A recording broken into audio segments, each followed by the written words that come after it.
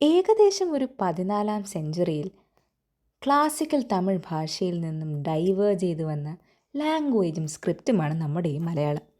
അതുകൊണ്ട് തന്നെയും മലയാളത്തിൽ നിന്നും നമുക്ക് തമിഴിനെ ഒന്ന് പഠിച്ചാലോ? Learn Tamil from Malayalam episode 3യിലേക്ക് സ്വാഗതം. നമുക്ക് സ്വരാക്ഷരങ്ങളിലെ ആദ്യ 4 അക്ഷരങ്ങളിൽ നിന്ന് നോക്കിയാലോ? മലയാളത്തിലെ ആ പോലെ, അല്ലെങ്കിൽ കുറച്ചുകൂടെ പറഞ്ഞു കഴിഞ്ഞാൽ ഹിന്ദിയിലെ ഭ പോലെ എഴുതുന്നതാണ് തമിഴിലെ ആ. ഇനി നമ്മുടെ ആയിലൊരു ചുഴിപ്പുണ്ടല്ലേ ഇവിടെ, അതുപോലെ തമിഴിലെ ആയിൽ അറ്റത്തൊരു ചുഴിപ്പിട്ട് കൊടുത്താൽ അത് ആയി. ഈ ആണ് കൂട്ടത്തിൽ ഏറ്റവും ട്രിക്കി. തമിഴിലെ ഈ എഴുതാൻ ശ്രമിച്ച് നമ്മുടെ ഈയിലേക്ക് വന്നതാണോ എന്ന് എനിക്ക് സംശയമുണ്ട്.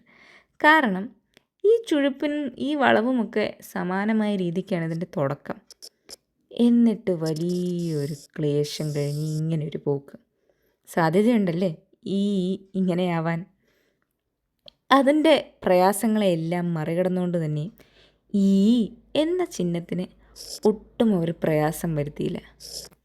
പൈ പോലെ എഴുതാൻ ശ്രമിച്ചിട്ട് നടുവിലും അറ്റത്തുമായി 2 കുത്ത് ഈയുമായി. ബാക്കി സ്വരാക്ഷരങ്ങളെ നോക്കിയാലോ? അവയും അവയുടെ ചിഹ്നങ്ങളും ഇതിനേക്കാൾ എളുപ്പമാണ്. അപ്പോൾ ലേൺ തമിഴ് ഫ്രം മലയാളത്തിൻ്റെ എപ്പിസോഡ് 3 ഇന്ന് ബൈ.